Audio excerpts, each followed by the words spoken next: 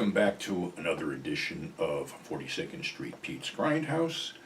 And I'm going to take you back to the early 70s with a dynamic double feature called Frankenstein vs. Dracula and Frankenstein's Bloody Terror.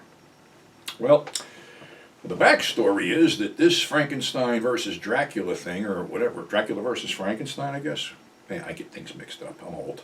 But anyway, this was covered by Famous Monsters of Filmland. I believe Zandor Volkov was on the cover. I even think that maybe one issue had the artwork from the second poster on the cover. The first poster was kind of weird. It was kind of a generic Independent International two-tone poster. It said, yesterday they were cold and dead, today they are hot and bothered, Dracula versus Frankenstein. Whatever that was, I don't know. But the whole thing was, this thing was scheduled to hit the drive-ins and grindhouses. Then all of a sudden, I was going through a TV guide back in the day, and I was managing the Livingston Drive-In at the time. And on Schiller Theater at 8 o'clock at night on Saturday, I believe it was WPIX, Channel 11, they were going to have Dracula versus Frankenstein. And I'm like, what the fuck? I mean, this is supposed to come out, and blah, blah, blah. It vanished. So anyway, I tuned in and it wasn't on. Something else was on. So I'm doubly scratching my head at this point. And then I go back to work. A couple weeks later, it comes across my desk that Dracula vs. Frankenstein and Frankenstein's Bloody Terror is coming out, but not by me. What I was going to get that weekend was some Egghead movie. So I played a little game which got me in trouble where I had the booking switched. So we got the double bill, and we were busy all weekend. Of course, Monday I got called in on the carpet. That was a horrible thing to do. You mess things up, yada yada. You could have a great career here, and you're screwing around, you're messing things up, and this and that and the other thing. So I looked at my supervisor, a guy named Mr. Huff, who had a lot of liquid lunches and had a fucking glowing bulbous nose. And I basically said, there's no way I'm making a career out of this. This is not fucking fun. It's not the dream job that everybody thought it might be. So that was the end of it. But anyway, back to Dracula versus Frankenstein. It was originally going to be a sequel to Satan's Sadists, and they had some scenes with Russ Tamblyn and a couple bikers. Graydon Clark was along for the ride as a hippie.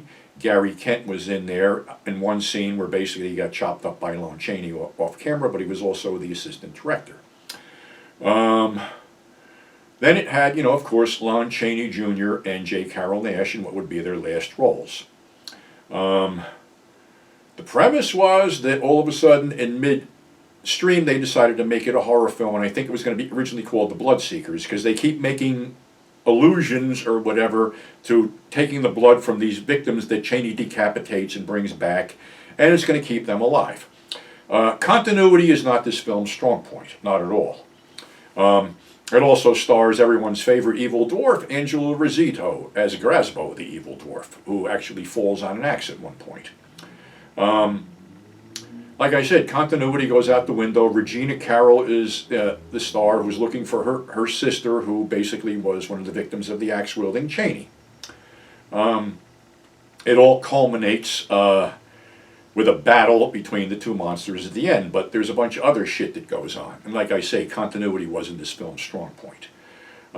There was going to be a fight scene between the Anthony Isley character and Lon Chaney. Lon Chaney, who could barely talk at this point, and this is another thing too, another film came out around the same time called The Female Bunch with Chaney, and he looked really bad in that too, but he actually could talk and had lines. So I don't know what came first, but in this one he couldn't talk. So he had expressed his desire to Anthony Isley to do the fight scene with him, and they were going to use a stuntman. So Isley went over to Sherman and Adamson and said, look, this is basically this guy's dying request. He wants to do this fight scene. And he says, let me do it with them. You can cut it up any way you want to make it look good. So they did the scene. It came out all right. Chaney profusely thanked Anthony and then went off camera and threw up because he was doing chemo. Lon was in really, really bad shape at this point. Gary Graver used to drive him back and forth and said it was sad because Lon wanted to stop at a bar all the time. It's horrible how the alcoholism progressed. I know he had throat cancer from smoking and stuff like that. Truth be told, Lon Chaney was one of my favorite actors growing up, when I saw The Wolfman. But I also saw him in a lot of other things, westerns and some crime stuff, and an Abbott and Costello film here and there. He was the everyman. Actually, despite what he felt that he was overshadowed by his father, he was actually a good actor. But we go back to this whole thing here. Dracula has a ring that can fry people. He fries Anthony Isley. They take Regina prisoner. And the ending was changed because the guy Roger who played Xander Volkov was actually a record store clerk in New York who was discovered by Al Adamson and Sam Sherman. And they called him up and said, look, we can't use the ending we shot. We got to reshoot the ending. Do you know anyone who could play the monster? Because they were going to fly Regina out, but they couldn't fly John Bloom, who played the monster, out because he worked a regular job. So Shelley Weiss was Roger's manager, I guess, and Roger asked him, and he jumped at the chance. So you see the end credits, it says the creature Shelley Weiss. They did a really bogus monster fight up in a really dark area by an old church where basically Dracula tore off the arms of the monster, then his head. Then the sun rose, and of course Drac turned into dust. So that was that. Like I said, continuity is in this film's strong point. It was backed up by a film called Frankenstein's Bloody Terror, which was actually the first Paul Naschy werewolf film. And the backstory was that Sam Sherman had promised to deliver a Frankenstein double feature, but didn't, so he imported this film, did a prequel about the Wolfstein family and the curse of the Wolfsteins, and that's how it flew. That's not a bad film either, if you can see it, the original version. This was just released on Blu-ray by Severin, and I'm not going to say it stands the test of time, but it doesn't, but it's a cult favorite for me and a bunch of other people. The Blu-ray actually shows off a lot of the film's flaws, to be honest with you. But still, it's a fun ride. It's one of those double bills, Dracula versus Frankenstein, Frankenstein's Bloody Terror, sort of like Horror Party Beach, Curse of the Living Corpse, The Crawling Hand, The Slime People, things like that, Killer Shrews, Giant Gila Monster. Films that were always paired together. Stands in that thing. As for Lon Chaney, it's like I said, it's a shame the way he ended. He basically died in his mid-60s. And I remember, reading interviews and stuff like that. He did a couple, bunch of horror films during the 50s. One of them was The Indestructible Man, where he basically told director Jack Palahniuk, I believe it was, that I don't want any dialogue. So his only dialogue in the whole film was in the beginning when he swore he was going to come back and kill all these people. Another one, he was in The Black Sleep, another all-star horror one directed by Reginald LaBorge. Had him, Bela Lugosi, Tor Johnson, John Carradine, Akim Tarimov, and Basil Rathbone. Again, Chaney didn't want any dialogue. He just played this mute, mongoloid, for lack of better words.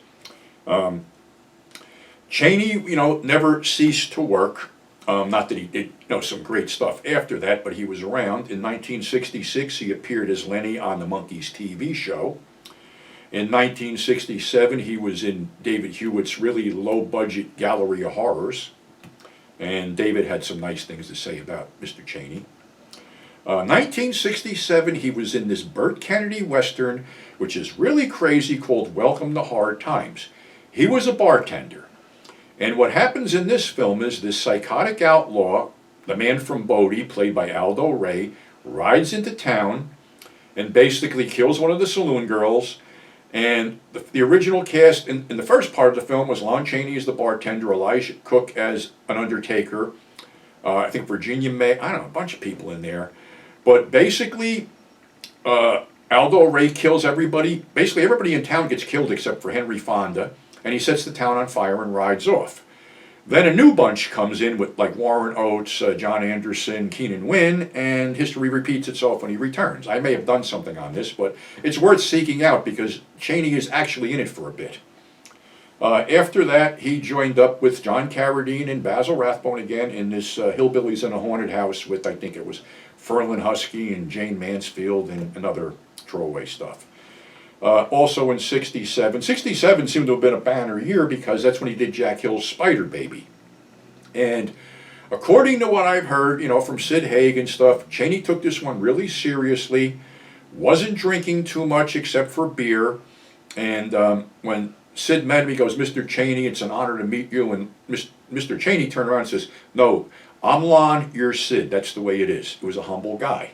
And Spider Baby, was really a good film. After that, in '68, he did Buckskin as a sheriff. He was in Fireball Jungle as a mechanic in a junkyard named Sammy, who I think he was set on fire. He was Monty in A Stranger in Town, a TV movie. And then, we go 71 with the female bunch in Dracula versus Frankenstein. And it looks like his last credit was this import called House of Black Death. Might have been also called Witchcraft, where him and Carradine were in it, but Carradine's scenes were shot in 1965. So it's kind of weird that, that turned out like that. But, the man had a great career, and it was sort of sad to see him at the end, but, he wanted to act. He wanted to work. And, well, what can I say? Everybody said Lon was a good guy, but he had a lot of problems. And unfortunately, I think, from what I've understood, he felt overshadowed by his father, and that led to his, drinking problem and stuff like that, because he felt he could never measure up, which is a shame. And like I said, he was and still is one of my, favorite character actors. So that's our show for today. Check out, the Severin Dracula versus Frankenstein. It also has the horrendous Brain of Blood on there too as an extra, which is, it is what it is. That was supposed to be the fourth Blood Island film. But like I said before, John Ashley and Eddie Romero saw more money coming in from Roger Corman than they did with Sam Sherman, so they jumped ship, and Al had to make Brain of Blood to fill a contract with Kane B. Lynn over in the Philippines. So that's our show for today. Thanks for tuning in. Thanks for subscribing. Above all, stay safe, and we'll catch you on the flip side. And a shout out to Mark at Fusebox, Mark and Mel at Fusebox. Thanks for putting me on the show. One of the Grindhouse moments aired on the 23rd, so go to thefuseboxshow.com and listen to these guys because they're pretty funny.